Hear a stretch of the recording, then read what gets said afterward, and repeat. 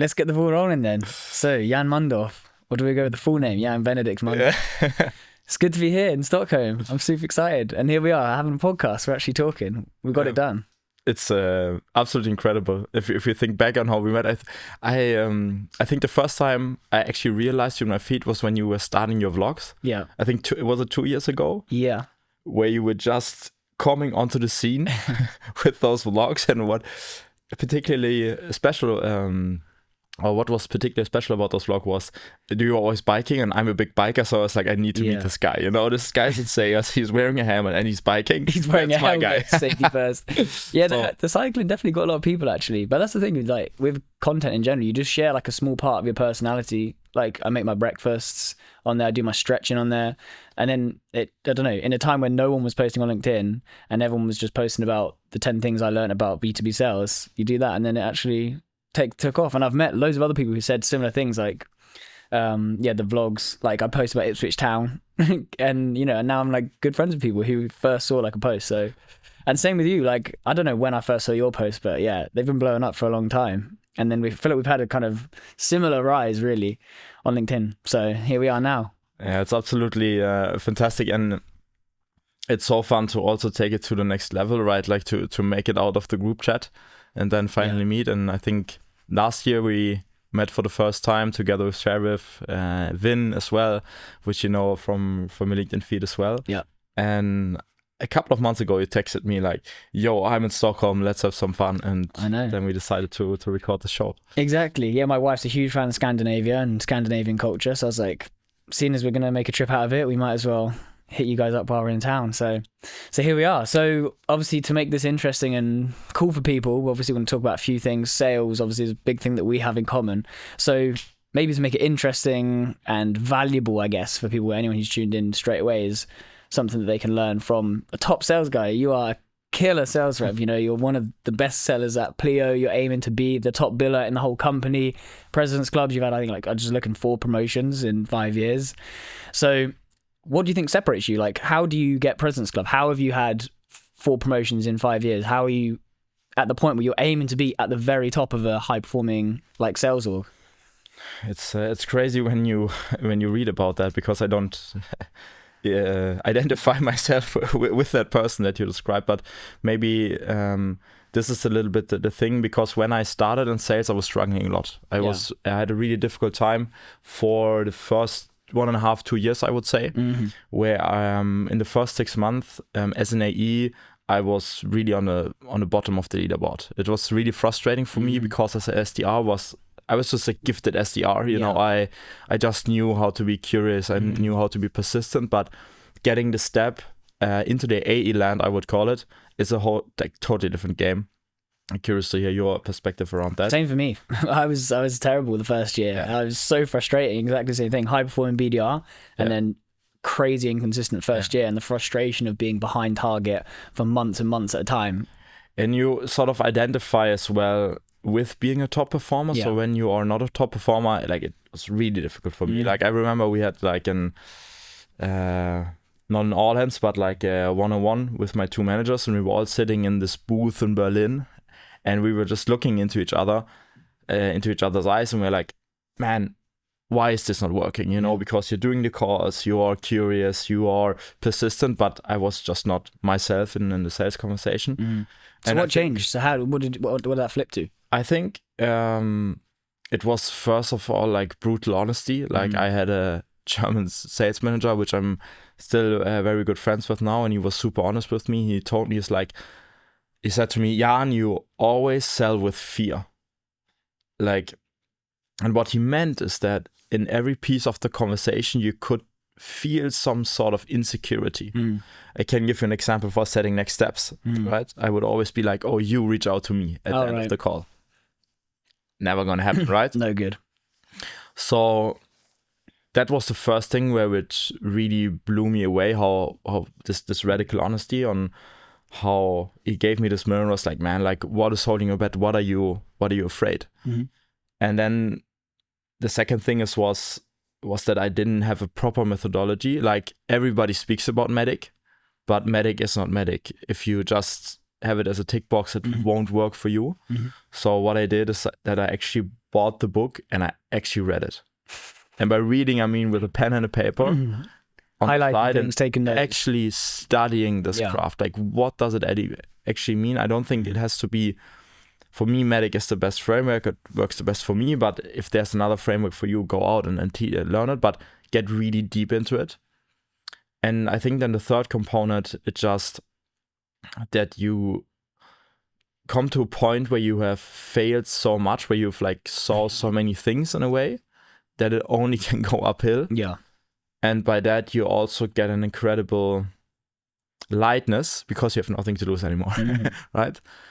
And I think these three things really helped me to then take up a notch and have this development. And then it just compounds, and then you find yourself in the position where you're doing 120, 140, 150 plus percent, over a year, not even just on a good month, like over the whole year. But all that resonates with me. I mean, when I was at ReachDesk, I think one of the main things that transformed my career was the honesty that we had with each other in the early stages. Like, because I think some people do take offense when you give them feedback, and some people try and justify why they do things. You'll be like, oh, hey, I noticed this on the call. And they'll be like, yeah, but the reason I was asking it is, and it's like, look, shut up. Like, I know how this is done. Or like, if someone's giving someone's feedback, like, take it with like open eyes and open ears, and like, don't try and justify why you're doing it a certain way, And that's what we did at ReachDesk. We'd get off the back of, for example, like a half an hour call. And sometimes we would talk to each other for an hour after the call about everything that happened on the call, and literally direct feedback back and forth. Like,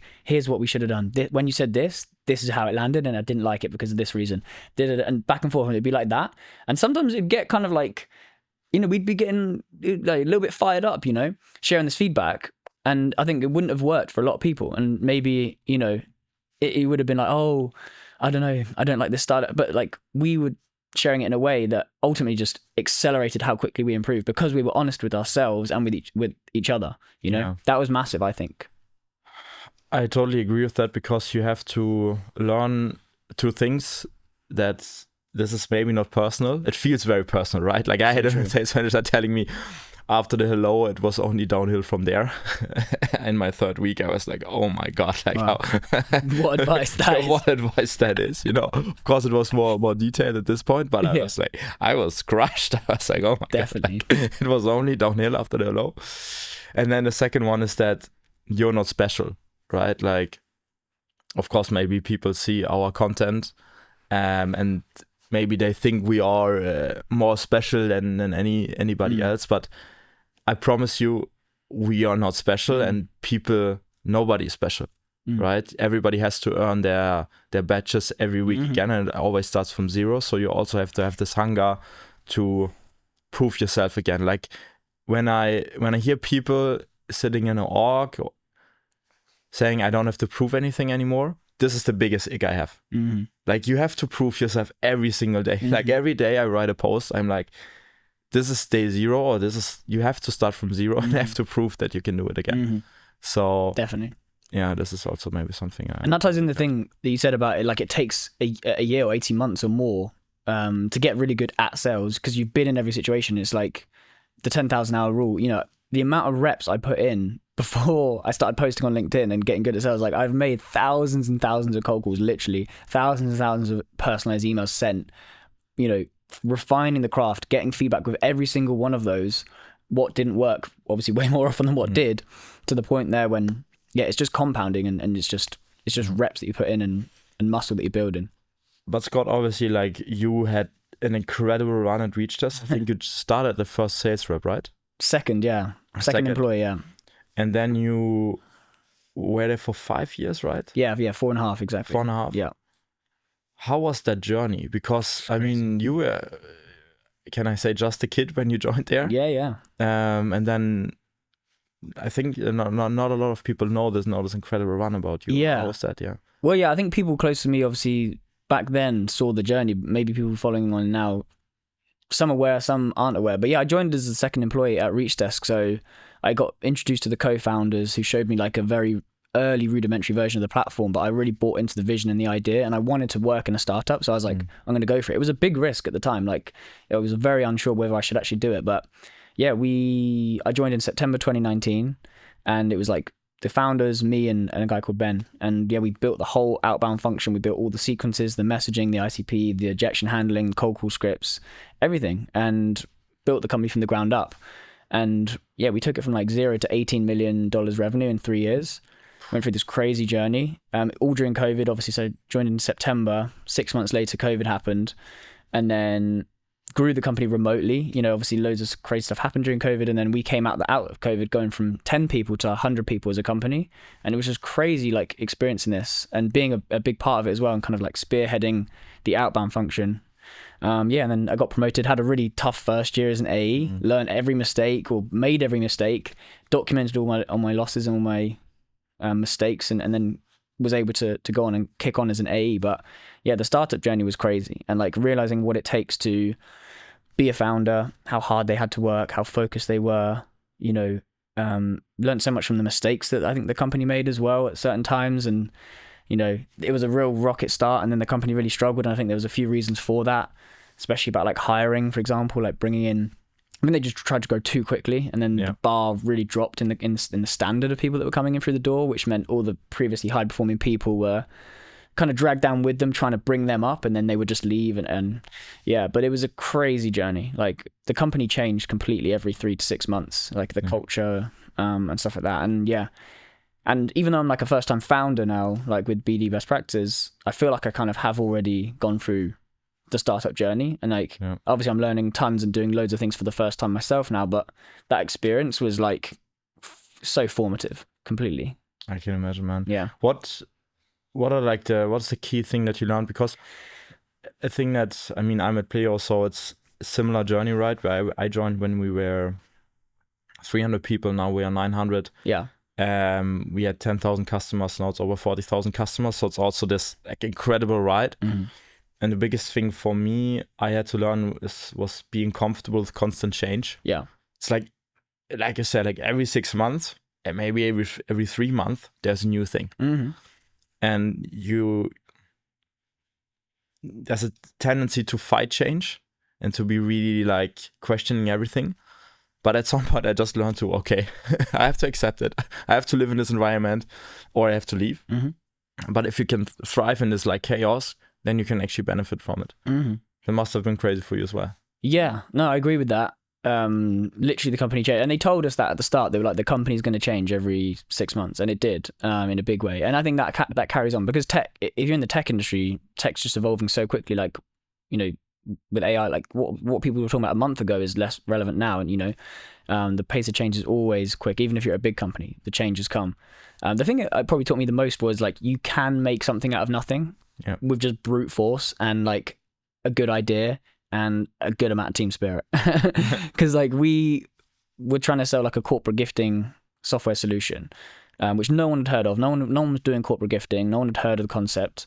No one had heard of the brand. We didn't have any customers. And yet we still were able to become, like Alex, Ollie, Ben Smith and myself, we were able to become 3 of like the biggest voices on LinkedIn at the time, and actually create like noise that people were talking about and knew about with just like barely any of us, just by like being brave and putting ourselves out there and posting on LinkedIn, going to loads of events and things like that, and gain traction with some of the biggest companies in the world. And so it was like literally like a year ago there was none of this, and now, you know, we were closing some of the biggest like logos in tech, you know. So it was just a real example of like, if you again have like clarity of message, really focus on the customer and their pains and the ICP, get the messaging really right, and then just band together a few people that like believe in the idea, like the sky's the limit. And it was like a real visceral first-hand experience of that, which was like life-changing for sure. So I can imagine. Congrats on that, man. That's incredible. Like, I think this is the journey a lot of like young SDRs or AEs maybe listening out now are dreaming about. Yeah.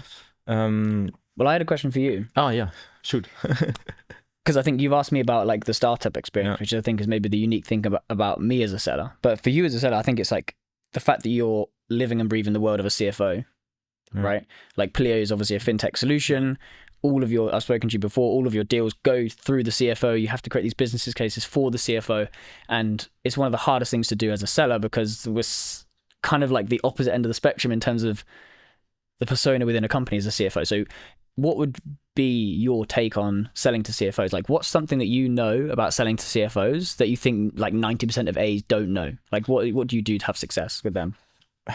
I had struggled so much with it in the beginning because previously I was selling to marketing and sales, and it's just a completely different personalities you're selling to, right? And pain points and sales motion. People are way more open. People are a little bit more friendly, but actually it's the biggest gift, and it's the biggest point I love Pleo, or one of the biggest points is that I can sell immediately to CFOs, because if you speak their language, and their language are numbers and being direct to the point, then you can have a really clear sales process. And I think this is the biggest thing that people don't understanding, is how they are thinking and emerging themselves into their world, and how this solution that you are selling is actually helping them. And what you see in those G2 buying reports, which I can only recommend, like this is open source, you have just downloaded, that CFOs are willing to invest, but the biggest pain factor is mitigating risk. So you want to buy something that is not building massive chaos in a year, right? So a big point that I think also in our own company, but in general, sales rep are completely forgetting is the implementation. So it should even be priced. I signed my contract. Right? Why do I need to worry about implementation? Right? So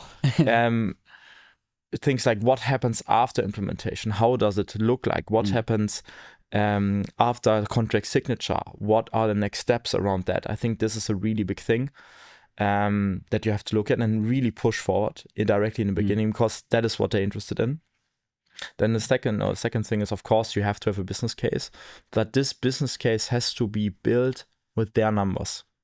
I remember when I was presenting my first business case and I just made up some number from the sales conversation. The CFO was What's the difference? laughing. What's the difference between the two? Laughing. It was like, come on, What's the difference between numbers that you've got from the sales conversation and the CFO's numbers? How do you bridge the gap? How do you know when you've got one or the other? You have to, and I honestly don't think it has to be something fancy. It should be, in my opinion, an Excel file, because most CFOs work still in Excel. Yeah. It's actually the most used tool in the world. Just have a spreadsheet that you fill in a call with them together. But how do you get a CFO on a call? You have to make it relevant for them, right? And that you build during the sales conversation, and that doesn't have to be a long call, 10 minutes, right? With a really clear defined outcome, with a clear agenda, building ROI case, input numbers, 15 minutes, that call. Okay, right? cool.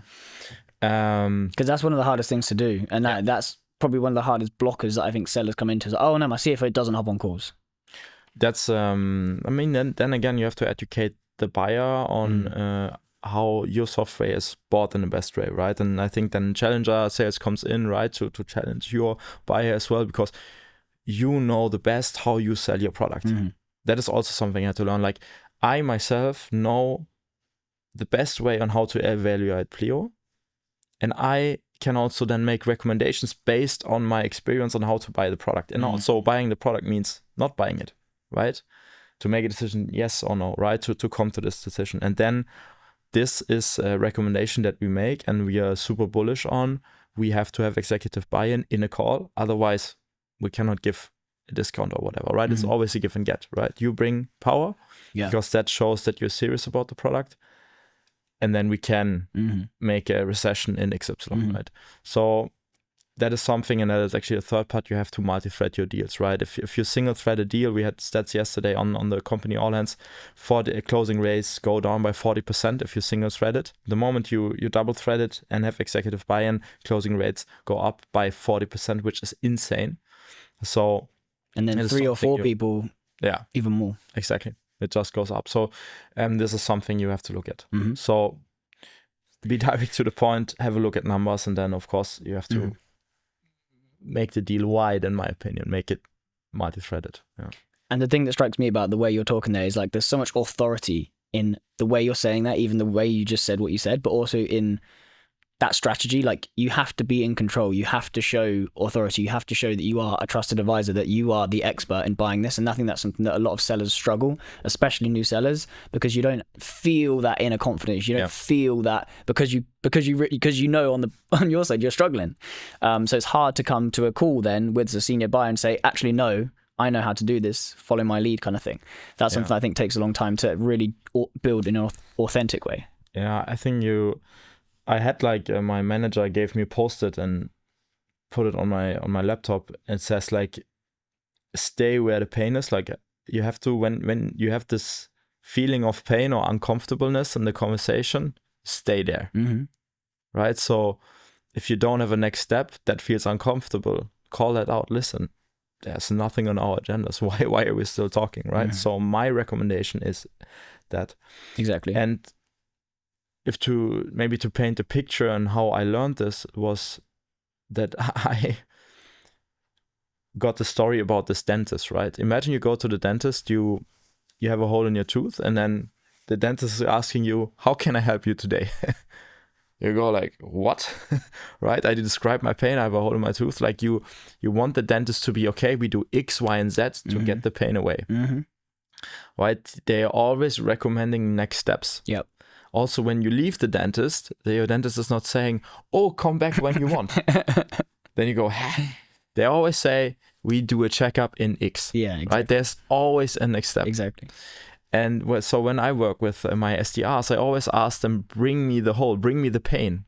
Right? And the pain is also not the description of that I have a hole in my tooth. It means I cannot sleep anymore because of the pain, and that causes me to risk my job interview, and that means that I don't have any income. That is real pain, and then of course you can quantify it, exactly. Right? Meaning that I lose out on X% of market. That is real pain. Yeah.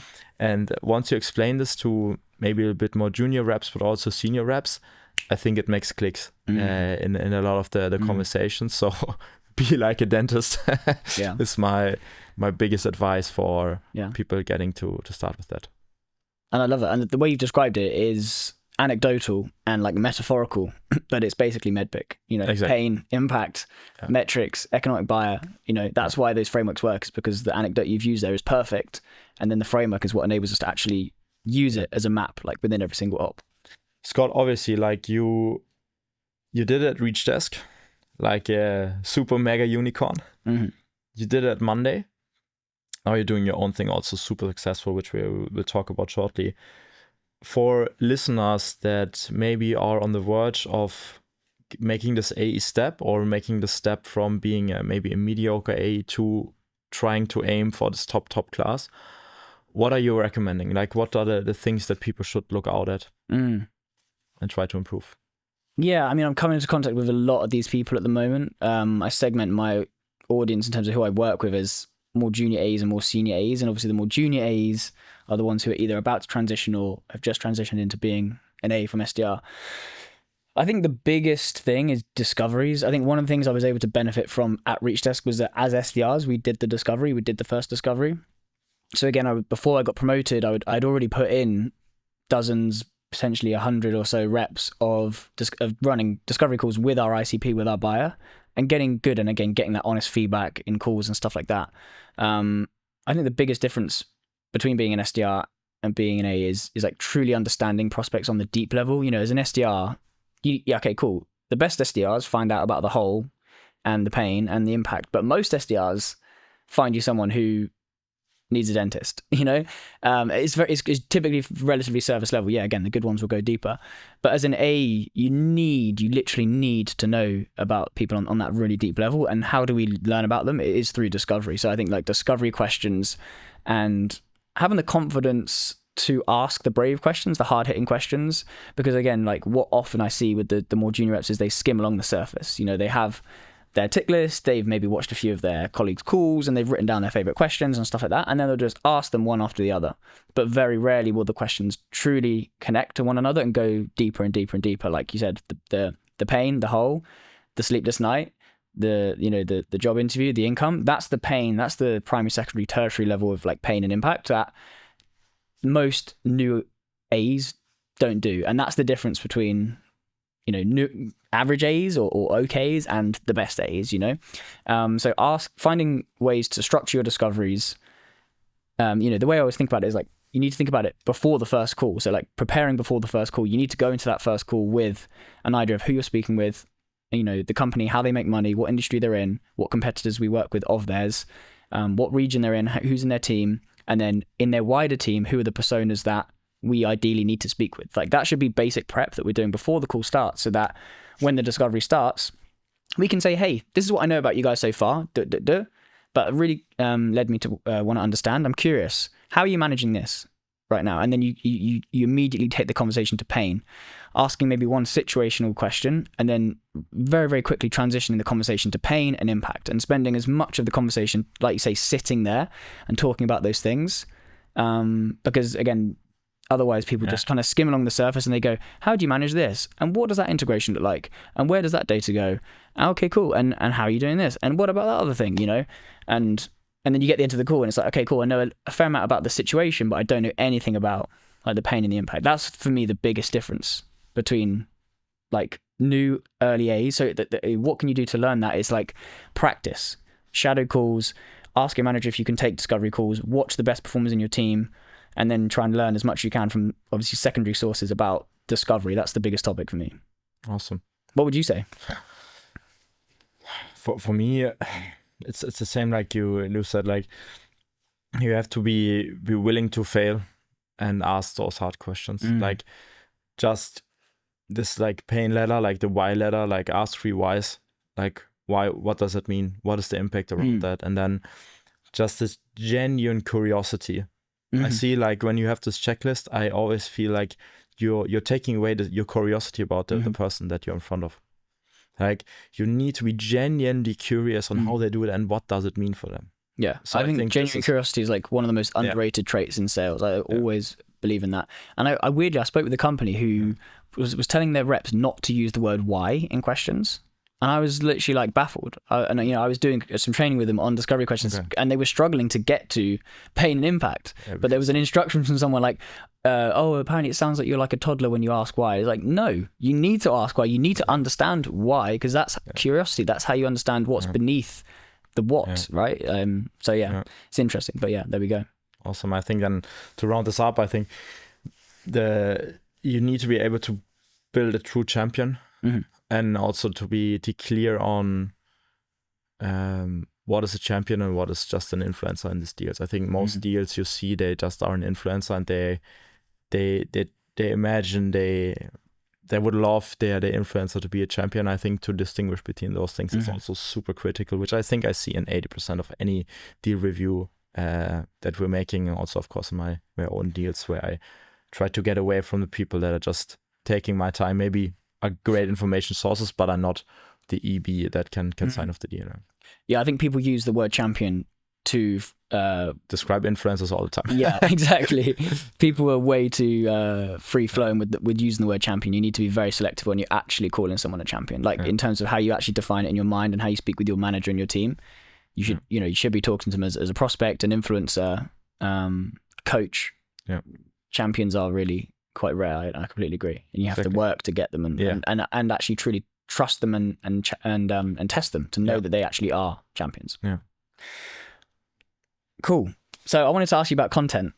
We love content. We're the content guys. I mean, like you've been recognized in public. You said about it. I get recognized in public every now and again. It's a funny thing. Like we have personal brands, and then you have 50,000 followers. I have over 30,000 followers. It's cool. So why do you make content? I think I always loved to document the journey. I mean, I've been living away from home for 11 years now. So I always got the question in the evening when I came home from work, how was your day? Which is a very nice question to have. Family and friends. So it's a very nice question to get. But after a long day, you may be a bit tired. So you need some time by yourself. So I always loved this journaling. So I started actually by myself to journaling. I have one book every year where I just write some anecdotal like stories, and that of course translated into work in a way that I saw a lot of content from the US. But of course, being in Europe, the whole sales process is a little bit different. So when I started as an SDR, we had this challenge after work on a Thursday where we were like, okay, let's write one post each and see how this goes. So I think it's 4 years ago when I wrote my first post on how I booked a meeting with a whole board through a video, and it got like 21 likes and 4 comments. That's big for 4 years ago. That was big 4 years ago, and now with the algorithm, it probably is massive right now. True.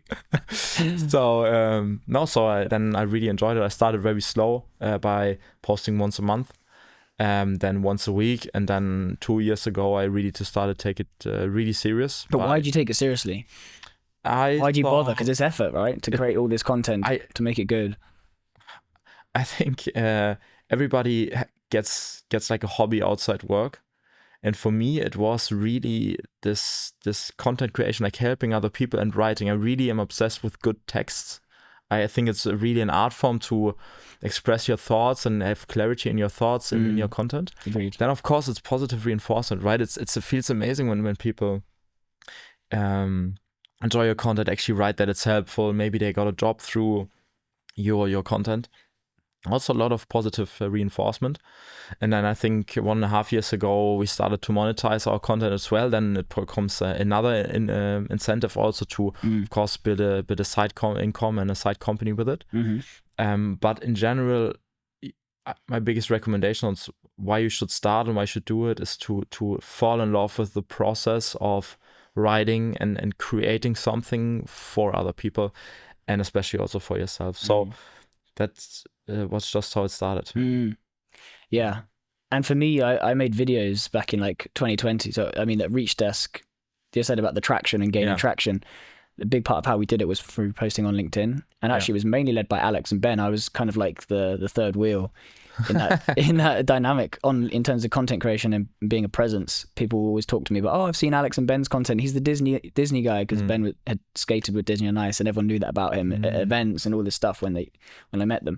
So again, I realized that. And then COVID happened, and we felt like we needed an outlet, I think, in lots of ways. So me and my colleague Jimmy in New York created a series called BDR Best Practices. Ah, okay. And now my company is called BD Best Practices. So that's where that name came from. Amazing. It was like like March, April 2020. Yeah. We did a video with Vin Matano, who you said we met last year. I did a video with Tom Boston. Back in the early days, we did a little collab with them. Wow. And we basically just did like a different topic on how to be a BDR. And so I did videos back then. But then I didn't actually really start getting into content creation until 2 years ago, like you said. So it was actually only when I was 6 months into Monday.com when I actually was like, okay, cool, I'm going to go hard on this now and I'm actually going to post every day. But it's crazy. I think it's changed both our lives. It's fair to say, no? Yeah, 100%. I think...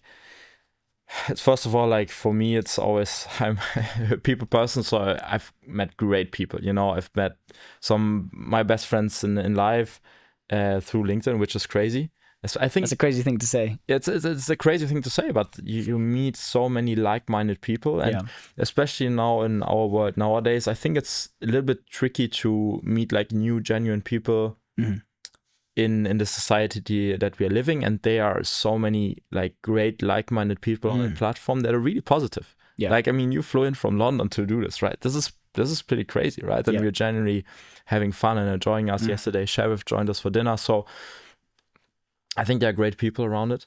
And the second, of course, is that you sort of generating an audience where you have job security.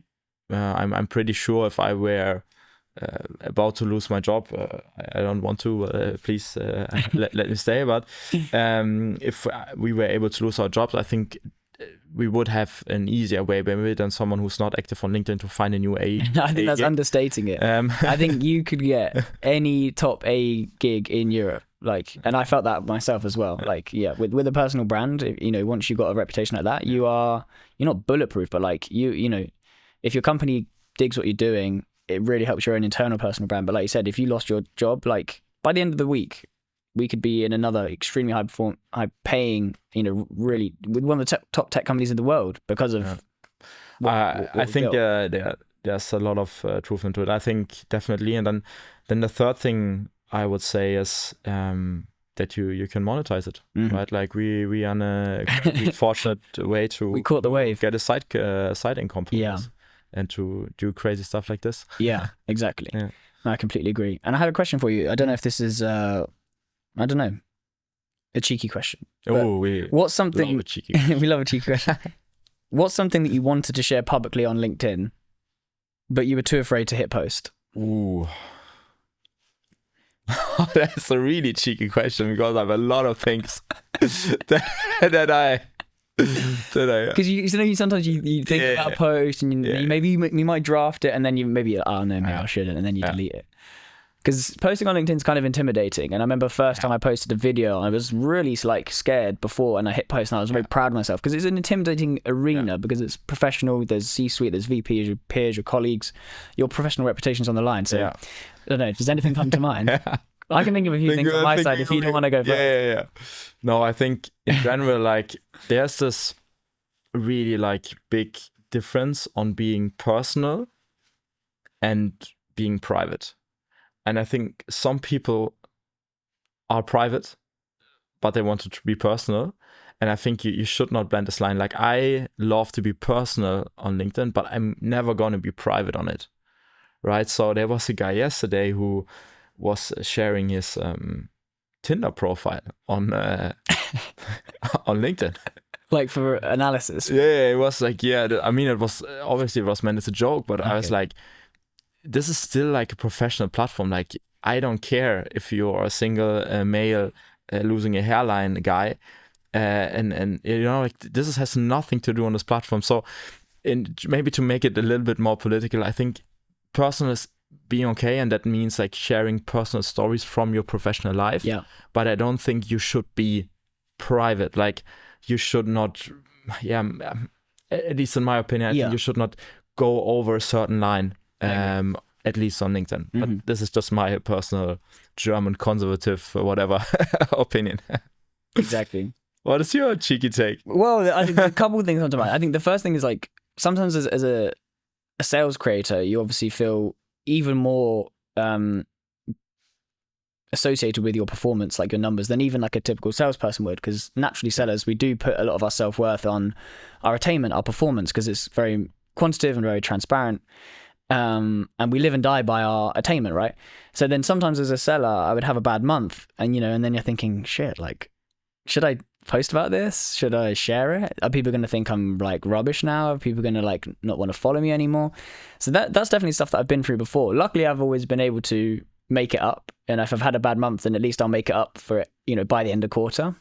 And then I realized, okay, cool. When I share that I'm having a tough month, and I've come back from holiday, and I'm getting ghosted 4 times this week, and I've lost the deals, and when you share that, I think people really buy into that. And then that was a lesson for me, to be honest, in general, is like, as with a personal brand, you need to share your flaws. You need to share the whole character to yourself, in that, I'm not this like indestructible, flawless, perfect human being that like operates at 100% every single minute of every day.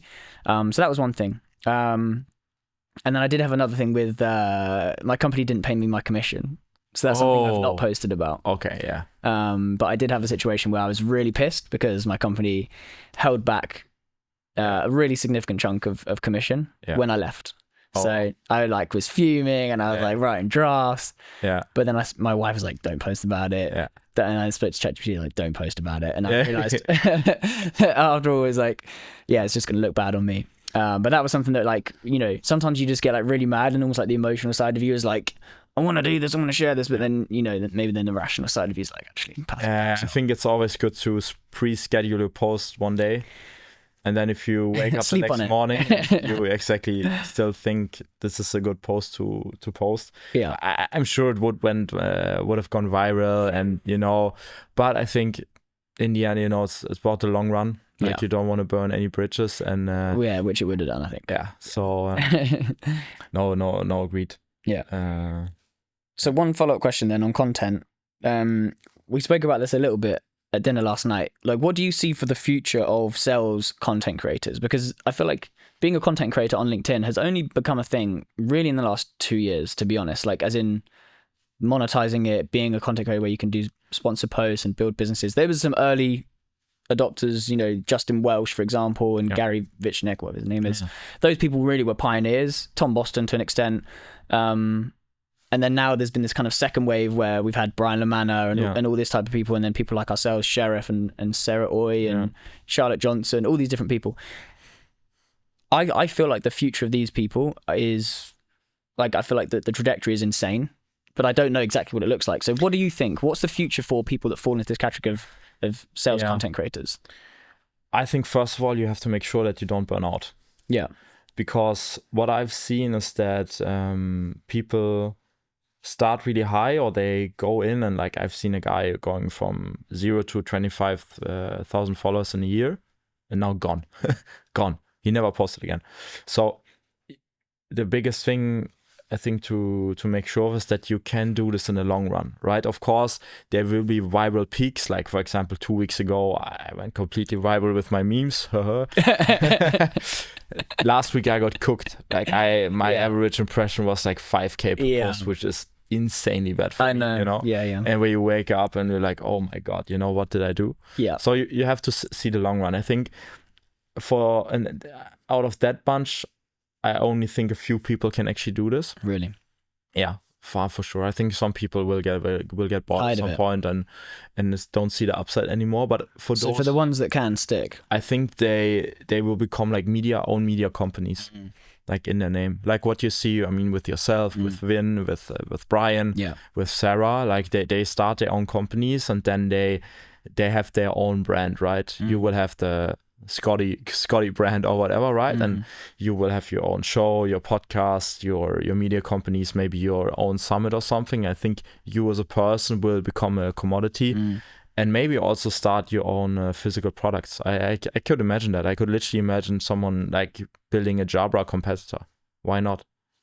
Why not wearing the Scotty 1? The Scotty 1.0. Right, when you or the biggest sheriff in town. Like I could imagine like Sheriff having a cold calling hat, right? Or Julio selling something, you know? Like I think this will spread. And I think you will see the first like LinkedIn millionaires in the next 5 years for sure. 100%. Yeah, I couldn't agree more. That's the thing, and we're seeing the early, like when I first saw like Vin launch his company, Creator Buzz, which is like a brand partnerships agency. That was like massive. And then Sarah did Selling Sarah. It's like, these were massive like eye openers to me. I was like, oh my God, like with a personal brand, you can literally build a business. Like, it's insane. You know, you've got this warm audience of people who fall in a specific ICP, who trust you, who like you, who follow along with you, who want to support you. And then if you can just put together an offer that like basically services one of their needs, you know, price it in the right way, like that's a business that can really, really take off. It's crazy. That's absolutely insane, and we need to speak about your experience around that, because I'm doing the opposite, you know, like I also do this, but I'm not that professional as you are, maybe, or as Sheriff, you know. Why did you take the jump? Good question. Start your own gig. I mean, it's pretty obvious for people listening, but for me, I'm always afraid, you know. I'm like, oh my God, can I do this? Yeah. My stable income, will I become irrelevant if I'm not actually in the field anymore? What will happen to my content? You know, these are my demons in my head, you know, that I have. Very reasonable questions for those demons to be asking, by the way. And I've definitely had all the same thoughts and like 100 more. Why did I take the leap? I mean, it was organic. It was an organic extension of what I was already doing. So like when I got good at Reach Desk, the company was really expanding very rapidly, and so loads of new sales reps were joining the company. And I talked about having that bad year and then kind of really feeling like I clicked and like kind of made it. So I was basically, all my colleagues at Reach Desk were making all the same mistakes that I'd made for like the last 12 to 24 months. And I was just like looking at it like, guys, I've made every single mistake you're making right now, and I know how to fix them. So like, let's talk about it, you know? And that was basically the gist. And so I ran a lot of internal meetings and every week for an hour, which was like quite a significant amount of time for like set reps to be sent. Sometimes we did it bi-weekly, but I would get the whole sales team together and I'd be like, Jan, you closed that really cool deal with the CFO last week. How did you do it? What was the talk track? And then Tasha, oh, what was that crazy thing that you said? Like, how did you beat the competitor in that situation when they were getting really aggressive with the price, right? And I was literally taking notes of like what everybody was doing, and we did this for over a year. So like you can imagine like dozens of meetings and an hour of everyone's best ideas all into a document, and it is like a 60-page Word document full with like notes. And so over time, all these ideas started to kind of correlate. There were certain recurring themes and trends and patterns. It was like, when we do this, it works. When we do this, it doesn't, right? And it just became reinforced over time through evidence, real first-hand experiences, what works and what doesn't work in reality in this world. And so that's what formed like these ideas. And then I realized, okay, there's these things that keep coming up, and there was these like 12 or 13 ideas. In the end, I was like, okay, we need to do 12 because it's a nice round number. So that became like this 12 fundamentals. Like these were like these skills: multi-threading, discovery, like you're talking about, competitive deals, negotiation, disqualification, prep, like we've spoken about in the session already today. These principles, and how do we execute them as best as possible. So basically I made a bunch of internal training content for my peers because I wanted to help, because I was in a startup and I just felt good about getting everyone doing better. And then that's what became my company, basically. These 12 fundamentals then became a course, which I sold as a side hustle. And then I've added to it over time. I've got lots and lots of like really great feedback. Like you said, people changing their careers and getting jobs and achieving insane results, insane numbers, presidents clubs, buying themselves watches, houses, all this different stuff through like off the back of like learning what had been put together, so it was a side hustle for a year and a half. I sold it like kind of just like with the website, and then I read a couple of books which shifted my mindset a lot, to be honest, because again, like, as a seller, like you're saying, you've got the stable income, you've got a very high income compared to most people, which is great. So there's a lot of pull factors, you've got the office, you've got the breakfasts, which I had, and all this stuff, which is, hard to say goodbye to that stuff in many ways. But I read a couple of books which shifted my mindset and really made me realize that entrepreneurship was the direction I saw my life going in. I've always been very interested in business. Like I did a business degree. I studied business and economics at school at A-level, and always watched The Apprentice, always watched Dragon's Den and stuff like this, like the business shows on TV. So yeah, in the end, I realized like my future is as an entrepreneur, and I turned 30 around the time when I quit my job. And that just felt like a kind of life milestone that kind of nicely, recognized that this is the new decade for me, the new era for me. And so that was what kind of made me take the leap. And I think, to your point around the personal brand, having a big pool, I think I had like 25,000 followers or so when I quit, and newsletter subscribers and all this different stuff, it mitigated a lot of the risk. Not all the risk, but I knew that there was thousands of people who liked, trusted, and bought into my ideas, and I knew that I could help them earn tens of thousands of more pounds or dollars or euros if they worked with me. So I felt very confident that there was a proof of concept that worked, and there was a warm audience that was like ready to work with me. And then it was just a matter of getting the practicalities in place, which I'm still doing now, because it's hard to build the funnels and have the landing pages and make it all work and collect payments and do payroll and hire people. And now I'm figuring all that stuff out. But that's just, like you said, enjoying the journey and the process. But yeah, that's why I did it, basically. Amazing, man. I'm so proud of you. I think you spoke about it in a cafe in Copenhagen a year ago. Yeah. And you were still at Monday at that point, and now you're doing it. So, I know. So guys, everybody can do it.